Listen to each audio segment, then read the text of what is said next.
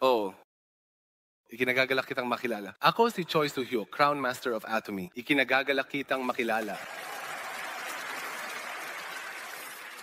Bago tayo magsimula, hayaan ninyong magyabang muna ako ng kaunti. Sa loob ng humigit kumulang 40 araw, naglakbay ako sa kabilang panig ng mundo, sa mga kamanghamanghang bansa ng Mexico at Estados Unidos. Habang naglalakbay ako ng ganoon, nagbook ako ng mga tiket sa eroplano at ang mga pangalan ng mga lungsod na nakaprint sa mga tiket na yon ay sobrang kamangha-mangha. Kaya hindi ko na malaya na nag-screenshot na pala ako. Ipapakita ko muna sa inyo sandali. Umalis ako mula Incheon papuntang Atlanta at mula Atlanta pumunta ako sa Cancun, Mexico, isang lugar na matagal ko nang gustong bisitahin para sa honeymoon. Pabalik naman, ang flight ko ay mula Las Vegas, isang lungsod na gustong-gustong puntahan ng lahat papuntang Incheon. Wow! Habang tinitingnan ko ang mga pangalan ng lungsod na nakaprint sa mga tiket ng eroplano, naisip ko, kung hindi dahil sa Atomy, magagawa ko kaya talagang maglakbay ng ganito? At paano ko kaya mabibili ang mga tiket na ganito? Yun ang pumasok sa isip ko. At pagkatapos gumawa ang Mexico branch ng isang video para sa akin na nagsasabing talagang nagsikap ako sa paglalakbay sa napakaraming lungsod. Ito ang mga bakas ng mga lungsod na nadaanan ko. Ipapakita ko sa inyo sandali habang nagsasalita ako. Ito ang itineraryo ng aking Mexico tour. Napakaraming lungsod ang aking napuntahan. Nagsimula ito sa Cancun. Nagsimula ako sa timog na bahagi ng Mexico, pagkatapos ay nagtungo ako sa Hilagang Kanluran, patuloy na umaakyat at mula sa Hilagang Kanluran, nagsimula akong magtungo muli sa Hilaga sa pagkakataong ito ay papuntang Silangan. At mula roon, nagtungo ulit ako sa Hilagang Kanluran kung saan ibinigay ko ang aking huling panayam sa lungsod ng Tijuana bago tumungo sa Las Vegas. Iyon ang itineraryo. Sa loob ng mahigit 30 araw, higit sa isang buwan, naglakbay ako sa 13 lungsod sa Mexico. Paano ko nga ba nagawang bisitahin ang napakaraming lungsod? Kahit pa isa lang itong ordinaryong biyahe, mahirap na maglakbay ng ganito katagal ng higit sa isang buwan. Pero dahil sa Atomy, nagawa kong bisitahin ang napakaraming lungsod at tunay na maranasan ito ng personal. Sa Atomy, hindi lang puro salita. Ang paglalakbay ay nagiging negosyo at ang negosyo ay nagiging paglalakbay.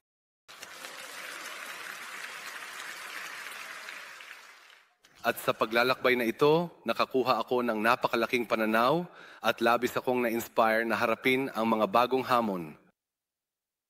Matagal-tagal na rin pala mula nang magbukas ang Atomy sa Mexico. Pero ang populasyon ng Mexico ay umaabot sa 130 milyong tao. Ngunit ang bilang ng mga rehistradong miyembro ay 5,000 lang. Kaya ilang porsyento ng populasyon ang nagparehistro bilang miyembro? Sinuri ko at ito ay 0.065%. Kung ganon, ilang porsyento naman ng mga tao ang hindi pa miyembro?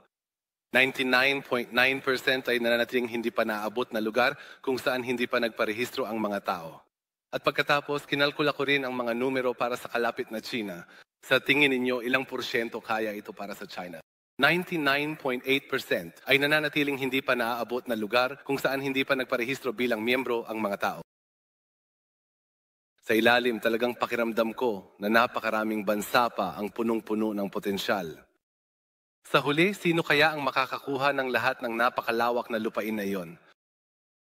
Kung magsisikap pa ako ng mas husto, napagtanto ko na maaari talaga akong makarating sa pagiging imperial ng mas mabilis kaysa sa iba. At nagkaroon ako ng layunin at motibasyon para makamit ang mga pangarap na matagal ko nang hinahangad. Naging isang karanasan ito na tunay na naghamon at nagbigay inspirasyon sa akin. Kahit na ngayon ay nagpapatakbo ako ng isang global na negosyo na ganito, dati ay isa lang akong karaniwang empleyado sa opisina. Bago ako nagsimulang magtrabaho, may pangarap ako. Isa akong kabataang may pangarap. Anong klaseng pangarap yon?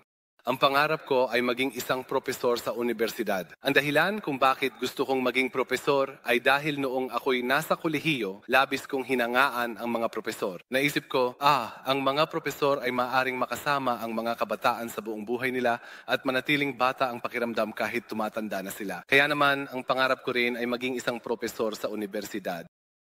Kahit hindi ako ganun kagaling sa pag-aaral, nagsikap ako at pagkatapos kong magtapos ng kolehiyo, nagpatuloy ako sa master's program. At para maging profesor, kailangan kong kumuha ng doctoral program, kaya nagtanong ako sa isang nakatatanda para humingi ng payo bilang paghahanda. Tinanong ko, Kuya, ano po ba ang proseso para maging profesor sa universidad at maganda po ba ang pangarap ko?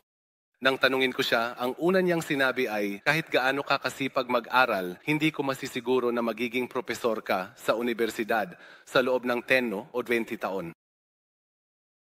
Pangalawa, sa loob ng 10 o 20 taon na maaring hindi ka pa rin maging profesor, kailangan mong mamuhay sa tunay na kahirapan at pagsubok.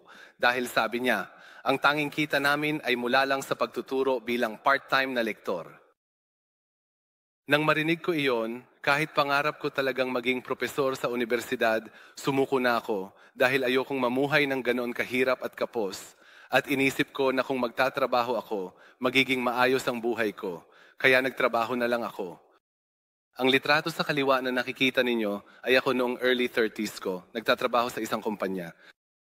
Akala ko kapag nagtrabaho ako sa kumpanya, magiging maayos ang buhay ko. Kaya nagsimula akong magtrabaho sa isang kumpanya at ang araw ng sweldo ko ay tuwing ika-20 ng bawat buwan. At ang kumpanya, para hikayatin kaming magtrabaho ng mabuti at maging masaya, ay idinedeposito ang aking sweldo sa aking Cookmin bank account eksaktong alas 9 ng umaga. Pero bawat buwan may nangyayaring kakaiba. Natanggap ko ang sweldo ko noong araw na iyon, pero sa tingin ninyo, magkano kaya ang natira sa account ko pag uwi ko mula sa trabaho? Kung natatawa ka, ipagpapalagay kong pareho tayo. Pagkatapos magbayad ng interes sa utang sa apartment, bayarin sa kuryente at tubig, at mga bayad sa credit card dito at doon, halos wala nang natitira sa account. Kaya paano nga ba ako makakaraos? Muli na naman, umaasa ako sa credit card para mabuhay. Kahit na ang sweldo ko ay tiyak na biyaya mula sa kumpanya, napagtanto kong parang postpaid ang buhay ko. Kaya naisip ko, wala bang mas magandang paraan para mabuhay? Habang naghahanap ako ng mas magandang paraan ng pamumuhay, doon pumasok ang Atomy sa buhay namin. Ang litrato na nakikita ninyo sa kanan ay ako nung early 40s ko nang nagsimula akong mag-Atomy business. Sa tingin ninyo, mas maganda ba ang itsura ko nung early 30s ko o mas maayos ba akong tingnan ngayon na nasa early 40s na ako? Kahit nadagdagan ako ng 10 taon, sinasabi ng lahat na mas maganda raw ang itsura ko sa litrato sa kanan. Sa tingin ko, dalawang bagay talaga ang nakuha ko sa pagpasok ko sa Atomy. Una, nang sinimulan ko ang Atomy business, naging regular akong gumagamit ng mga produkto ng Atomy. At saka, hindi ko ginamit ang Atomy Absolute Cosmetics o ang mga cosmetics para sa lalaki. Naisip ko na baka mas maganda ang cosmetics para sa babae, kaya tuloy-tuloy kong ginamit ang Absolute Cosmetics sa loob ng 10 taon. At dahil dito, mas kuminis at gumanda pa ang balat ko kumpara noong 30s ko. At nung nagtatrabaho pa ako sa isang kumpanya, ang taunang sahod ko ay mga 40 milyong won. Ngayon, dahil sa Atomy, napabilang na ako sa Crown Leaders Club na ibig sabihin ay kumikita ako ng mahigit 400 milyong won kada taon. Dahil 10 beses na ang itinaas ng kita ko, siguro kaya ako laging masigla at masayahing ngumiti. Pero hindi ako ang unang nagdala ng Atomy sa buhay namin. Ang asawa ko ang nagdala nito. Ang litrato sa kaliwa ay ang una kong asawa. Malubha ang kanyang karamdaman noon. Na-diagnose ako ng terminal breast cancer. At ang litrato naman sa kanan ay ang pangalawa kong asawa. Nang ibinahagi ko ang lecture na ito sa Mexico, nagbiro ang mga tao na playboy daw ako. Pero oo, parehong ang nasa kaliwa at kanan ay iisang asawa lang. Kahit ganon siya kasakit noon, ngayon ay tunay na siyang malusog. At magkasama kaming nagsusumikap sa negosyo ng Atomy. Isa siyang pasyente ng breast cancer at sinabi sa kanya na hindi na siya magkakaanak. Pero kung ito man ay biyaya ng Diyos o hindi, kahit na umaasa kami ng isang anak na babae, binigyan kami ng 2 pang anak na lalaki, kaya naging ama ako ng 3 lalaki. Nang madiagnose ang asawa ko ng cancer sa murang edad na eksaktong 30, marami sa aming mga kaibigan at kakilala ang labis na naawa sa amin, kaya nagmungkahi sila na subukan ito at iyon. At sa huli ay nakatanggap kami ng ilang mga regalo. Noong panahong iyon, halos parang isang himala, natanggap namin bilang regalo ang foam cleanser ng Atomy. Hindi pa nga ito yung evening set. Isang foam cleanser lang talaga ang natanggap namin bilang regalo mula sa taong ngayon ay aming sponsor. At dahil lang sa isang foam cleanser na yon, nagkaroon ng Crown Master sa kanilang downline ang sponsor na yon.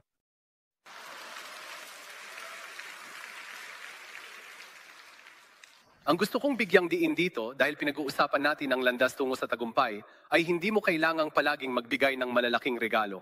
Kung magbibigay ka ng maliliit na regalo, kahit isang simpleng foam cleanser lang, maaaring magbunga ito ng isang Crown Master. Isa pa itong tip na gusto kong ibahagi sa inyo. Sa madaling salita, sinubukan ng asawa ko ang foam cleanser na ito at labis siyang nasiyahan dito. Sigurado akong ginagawa rin ng lahat dito ang katulad nito. Halimbawa, sabihin natin gumamit ka ng laser pointer na ito at pagkatapos mong subukan, nakita mong maganda talaga ito. Ano ang karaniwan mong tinitingnan pagkatapos? Saan galing ito? At nauuwi ka sa pagtingin kung sino ang gumawa nito? Sinubukan din ng asawa ko ang foam cleanser at dahil sobrang nagustuhan niya ito, naisip niya, ay anong brand kaya ito? Pero nang tiningnan niya, brand pala ito na hindi pa niya nakita noon, Atomy. Pagkatapos, pumunta siya sa website ng Atomy sa pamamagitan ng Naver. Pagdating niya roon, nakita niyang nagbebenta sila ng mga pang-araw-araw na pangangailangan tulad ng shampoo, conditioner, foam cleanser, deep cleanser, toothpaste at toothbrush. Mga bagay na talagang kailangan nating gamitin araw-araw. Kaya ano sa tingin mo ang ginawa ng asawa ko matapos niyang magustuhan ang foam cleanser? Iniisip niyang baka maganda rin ang ibang produkto, kaya unti-unti niyang pinalitan ang mga pang-araw-araw naming gamit ng mga produkto ng Atomy, isa-isa. Kaya paano nga ba kami nagsimula? Nagsimula lang kami bilang mga consumer na nagustuhan ang mga produkto ng Atomy. Isang araw, habang ordinaryong mamimili lang kami, napansin naming may pumasok na deposito sa aming bank account mula sa Atomy sponsorship. At noong panahong iyon, humigit kumulang 75,000 won ang natanggap naming komisyon. Dahil curious kung bakit may pumasok na pera, nagpasya ang asawa ko na dumalo sa isang seminar, katulad ng marami sa inyo, na ngayon lang din unang beses na umupo rito. At kahit hindi ko eksaktong alam kung ano ang narinig o nakita niya roon, pag-uwi niya sa bahay, tiningnan niya ako at sinabi na dapat naming subukang gawing negosyo ang Atomy. Wala akong ideya kung ano ang Atomy, kaya tinanong ko siya, ano ang Atomy at bakit mo gustong gawing negosyo ito? Nang tanungin ko siya, sumagot siya ng napakaikli gamit lang ang 3 pantig, multi-level marketing. Ano sa tingin ninyo ang mararamdaman ng isang asawa matapos marinig ang 3 salitang iyon? Kakatapos lang niya ng gamutan sa ospital, tapos ngayon gusto niyang gawin ito? Hindi ko kaya. Tinutulang ko iyon. Sinabi ko sa kanya, kung gusto mo man, magbukas ka na lang ng coffee shop. Tutulungan kita sa abot ng aking makakaya. Pero hindi talaga. Gusto mo bang masira ang pamilya natin? Dahil doon sinabi kong hindi ko talaga kaya. Pero siguro napakalaki ng pangitain ng asawa ko, kaya habang nasa trabaho ako, pumupunta siya sa mga center at seminar at sinimulan ang negosyo. Unti-unting pumuti ang mga gamit sa bahay namin. Tuwing nakikita ko yon, palagi kaming nagtatalo ng asawa ko. Habang lalong tumitindi ang alitan namin bilang mag-asawa, siguro naabot na ng asawa ko ang kanyang hangganan, kaya binigyan niya ako ng alok na hindi ko matanggihan. Ano ang mongkahi mo? Sabi niya, sinasabi nilang kahit ang hiling ng mga patay ay natutupad. Kaya pakiusap, tuparin mo naman kahit isang hiling ko, ako na muntik ng mamatay. Nang tanungin ko kung ano ang hiling niya, sabi niya, imbes na automatikong tanggihan ang lahat, pakinggan mo muna kahit minsan. Pagkatapos, saka mo na lang desisyunan kung tututol ka o hindi. Hindi ba makatuwiran yon? Mali ba yon? Kaya ko bang tanggihan ang ganitong pakiusap? Siyempre hindi. Kaya sinabi ko, sige, makikinig ako. At doon nagsimula kung bakit ako naupo rin dito sa seminar na ito. Nang sinabi kong makikinig ako kahit isang beses lang, hindi ko alam kung ano ang hiningi ng sponsor ko. Pero inilagay nila ako mismo sa pinakaharap na upuan, kaya hindi na ako makakatakas. Noong araw na iyon, habang dumadalo ako sa seminar, ganito ang naramdaman ko. Talagang hindi ko gusto ang Atomy. At isa lang ang paninindigan ko. Ang paninindigan ko ay kailangan kong makahanap ng dahilan kung bakit hindi gagana ang Atomy, anuman ang mangyari, at mailayo ang asawa ko sa negosyong ito ng Atomy. Kaya sa tingin mo, ano ang naramdaman ko habang nakikinig sa seminar noong araw na iyon? Nagsimula akong makinig na may negatibong pag-iisip, palaging naghahanap ng dahilan kung bakit hindi ito gagana, sinusubukang maghanap ng kahit anong posibleng dahilan ng pagkabigo. Kaya, bakit nga ba na ang isang tulad ko na sobrang negatibo at hindi gusto ang Atomy ay narito ngayon at nagbibigay ng lecture tungkol sa Atomy? Habang sinusubukan kong maghanap ng mga dahilan para huwag gawin ito, napaisip ako na ako pala ang magiging tanga kung hindi ko ito gagawin. At kahit hindi ko gawin ang negosyo, kahit maging consumer lang ako, naisip ko na napakalaking tanga ko kung hindi ko man lang gagawin iyon. Bakit? Dahil kailangan nating patuloy na kumonsumo habang tayo'y nabubuhay. Kailangan nating gumamit ng mga pang-araw-araw na pangangailangan hanggang sa araw ng ating kamatayan. Dahil gagamitin din naman natin ang mga produktong ito, ano ang makukuha natin kung gagamit tayo ng mga produkto ng Atomy? Nakakatanggap tayo ng mga gantimpala, komisyon, kahit paggamit lang ng mga produkto ang gawin mo, ano ang makukuha mo? Ano ang makukuha mo? Wala kang talo, puro panalo lang. Kaya naisip ko, kahit consumer ka lang, tanga ka kung hindi mo gagawin ito. Sa huli, gaya ng ipinaliwanag ko kanina, kung patuloy kang lilikha ng mga consumer na katulad mo, kanino napupunta ang sales PV? Lahat ng iyon ay napupunta sa akin. At yun pa, hanggang sa walang limitasyong bilang ng mga antas.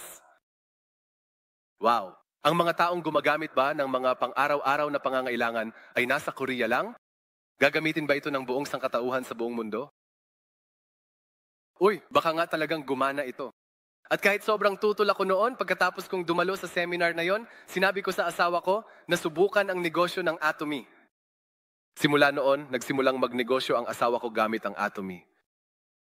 Ako naman, nagpatuloy sa pagtatrabaho para masuportahan ang gastusin sa bahay. Sige.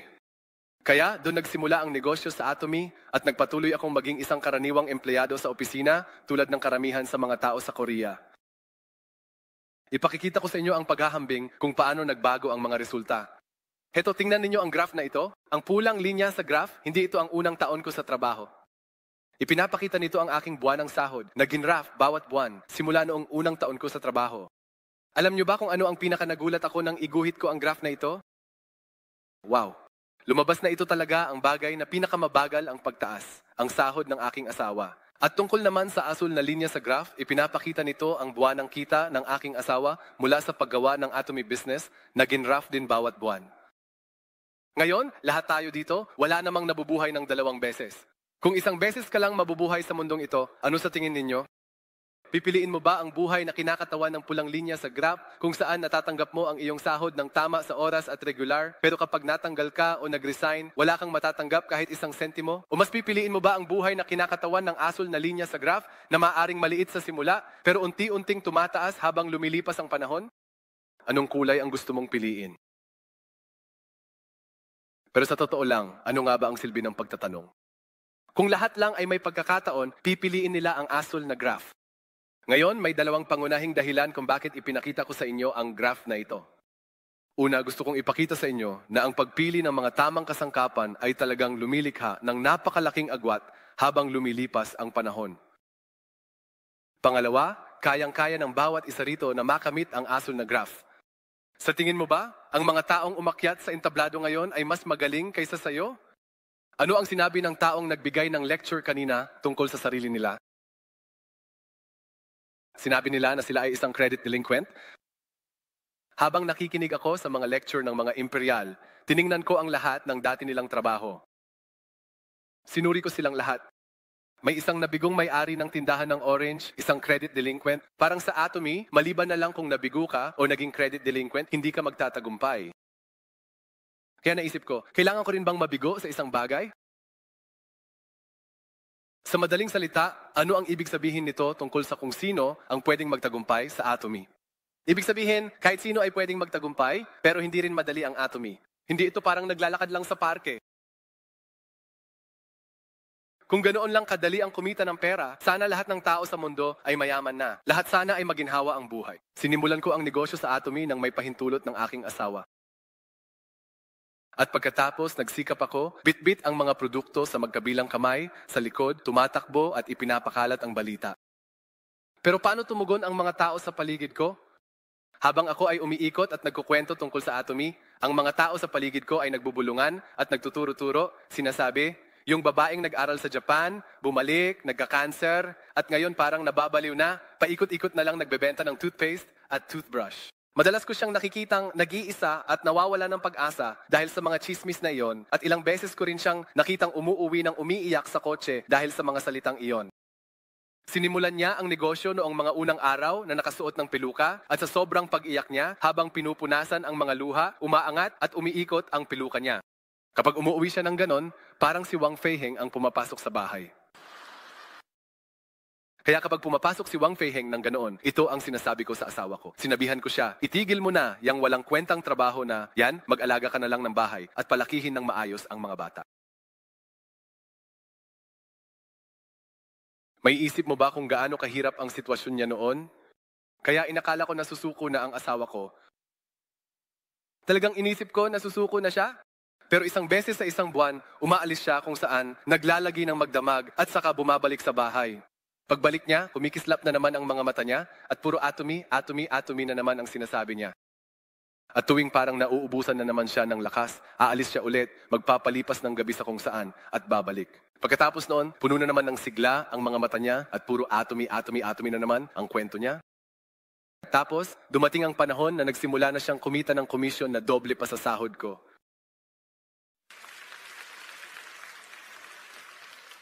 At sasabihin ko ito bilang paraan ng pagbuhos ng lungkot na nararamdaman ko sa matagal na panahon.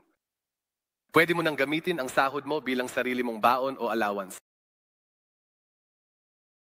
At lumipas pa ang panahon at muli, parang gusto niyang gumanti, may sinabi pa siya ulit, iwanan mo na yung trabaho mong maliit lang ang kita at mag-atomy business na lang tayong dalawa.